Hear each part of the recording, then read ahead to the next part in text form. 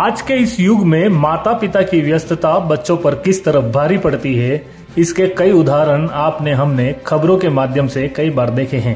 दरअसल हम बात कर रहे हैं इंटरनेट की दुनिया में मोबाइल में चलने वाले उन गेम की जो आज के बच्चों पर बहुत भारी पड़ रहे हैं। अपने काम में व्यस्त माता पिता को इस बात का पता ही नहीं लगता कि उनके बच्चे उनकी गैर मौजूदगी में क्या करते हैं, किससे मिलते हैं, उनके दोस्त कौन हैं और उनकी वर्तमान गतिविधियां कैसी है। माता पिता की अपने बच्चों के प्रति बढ़ती यह गैर जिम्मेदारी अब उनके लिए बड़ी मुसीबत के रूप में परिवर्तित होती नजर आने लगी है। यही कारण है कि कई बार आपके और हमारे सामने ऐसे गंभीर और दिल झकझोर देने वाले मामले सामने आते हैं जिनको देखने या सुनने के बाद आप और हम या उन बच्चों के माता पिता किसी अंतिम निर्णय तक पहुंचने का निर्णय लेने का साहस अपने बच्चों के प्रति दिखा पाने का भी नहीं जुटा पाते हैं। लेकिन तब तक शायद बहुत देर हो जाती है और बच्चे माता पिता के इन फैसलों को दरकिनार करते हुए बगावती तेवर दिखाना शुरू कर देते हैं। बात जब हद से ज्यादा बढ़ती है और माता पिता की दखल अंदाजी हद से ज्यादा होती है तो यह बच्चे अपने ही घर परिवार में किसी बड़ी आपराधिक वारदात को अंजाम देने में भी कोई गुरेज नहीं करते हैं। आइए आज हम आपको उन्हीं खेलों के बारे में बताते हैं जो बच्चों के मन मस्तिष्क को किस तरह अपने काबू में कर लेते हैं। हालांकि ऐसे कुछ मोबाइल गेम पर भारत सरकार ने पूर्व में पूर्ण रूप से प्रतिबंध भी लगा दिए, लेकिन हैरानी तब हुई जब ये विदेशी गेम भारत में बैन हो गए और भारत के ही बनाए गए कुछ नए गेम उन पुराने गेम की भरपाई करने लगे, जिसके बाद यह गेम बच्चों को अपराध के रास्ते पर धकेलने लगे। फिर वह अपराध चाहे किसी भी श्रेणी का हो, यह बच्चे उसे अंजाम देने में कुछ ही देर लगाते हैं।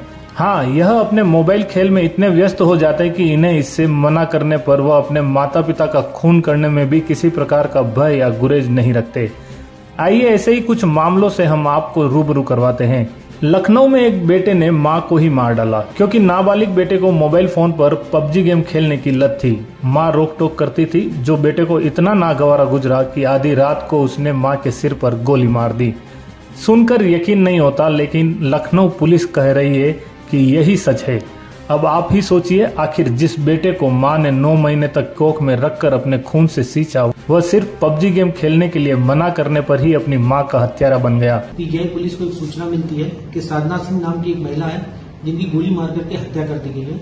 मौके पर पुलिस पहुंचती है, फोरेंसिक टीम पहुंचती है, छानबीन होती है, पूछताछ होती है। मौके पर जो स्थिति क्लियर होती है, वहां से पूछताछ के बाद जो पता चलता है, वहां पर जो इनका जो एक बेटा था जिसकी उम्र लगभग 16 साल है, नाबालिग है, बाद में पता चलता है कि उसने ही इस घटना को अंजाम दिया है। जो अभी जो प्रिलिमिनरी जो इन्वेस्टिगेशन है, हमारी जो पूछताछ, उससे पता चला है कि ये लड़का जो है ये पबजी गेम का ये एडिक्ट था और इसकी मां इसको गेम खेलने से रोकती थी, जिससे क्षुब्ध होकर के इसने इस घटना को अंजाम दिया है। इसने अपने फादर की लाइसेंसी पिस्टल थी जिससे इस घटना को अंजाम दिया है। सैटरडे और संडे नाइट को लगभग 3 बजे के आसपास इसने इस घटना को अंजाम दिया। 2 दिन तक ये उसी घर में अपनी सिस्टर के साथ रहा। आज जब कमरे से बदबू आने लगी तो फिर इसने बताया कि एक बिजली वाला है जो कि घर में आता है और इस घटना को अंजाम देता है। बट जब बिजली वाले के बारे में जब डिटेल पूछा गया तो ये एक टोटली फेक स्टोरी थी, एक काल्पनिक स्टोरी थी। उसको हम लोगों ने हिरासत में ले लिया है, पूछताछ है, आगे की वैधानिक कार्रवाई की जा रही है। आइए अब हम आपको ऐसी बहन से मिलवाते हैं जो अपने भाई को लगी पबजी गेम की लत को लेकर किस तरह अपनी पीड़ा व्यक्त कर रही है। इस बहन का कहना है कि उसके लाख मना करने के बावजूद उसका भाई मोबाइल नहीं छोड़ता था और इस गेम के पीछे पूरी तरह पागल हो चुका था। वह जब भी फ्री होता मोबाइल लेकर पबजी गेम खेलने बैठ जाया करता था। इस बहन के मुताबिक उसका भाई दिन और रात में घंटों तक मोबाइल में पबजी गेम खेलता रहता था, दिन हो चाहे रात। वह कई गेम खेलने के दौरान बार बार जोर से चिल्लाने लगता था और आखिरकार एक दिन उसकी इसी गेम के चलते मौत हो गई और वह सबको छोड़कर चला गया। इस बहन की जुबानी ही सुनिए कि उसके भाई को किस तरह इस गेम की लत लगी थी। यह बहन रो रो कर कह रही है कि यह गेम ही नहीं होता तो आज उसका भाई उन सभी के बीच होता। इस गेम के लिए पागल था। मैं बहुत मना करती थी, भाइयों मत खेले कर, तो मेरे को डांटता था। वो 2 साल से इस गेम के लिए पागल था। वो बस जब फ्री रहता था तभी लेके बैठ जाता था पबजी।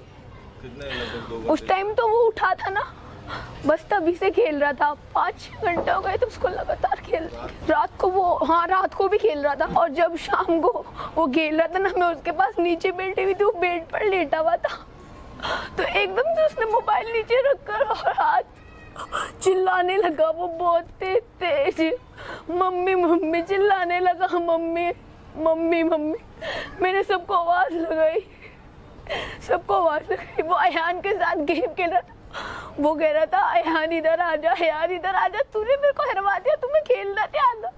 आज के बाद अयान तेरे साथ गेम नहीं खेलूंगा। मोबाइल में इन वीडियो गेम के खेलने के बाद बच्चे किस तरह इनकी जकड़ और पकड़ में आ जाते हैं, इसका ताजा उदाहरण उदयपुर में भी देखने को मिला। यहाँ की एक स्थानीय कांग्रेस नेत्री कामिनी गुर्जर के बेटे को भी मोबाइल में गेम खेलने की लत लग गई। वहीं शुक्रवार रात को अपने कमरे में जाकर सो गया। सुबह जब परिजनों के आवाज देने पर भी जब वह नहीं उठा तो उसके पिता ने जब खिड़की से देखा तो उनके होश उड़ गए, क्योंकि कमरे के अंदर उनके बेटे का शव फंदे से लटका हुआ था। उन्होंने जब अपने कलेजे के टुकड़े को इस तरह फंदे पर झूलते देखा तो उनके पैरों तले जमीन खिसक गई।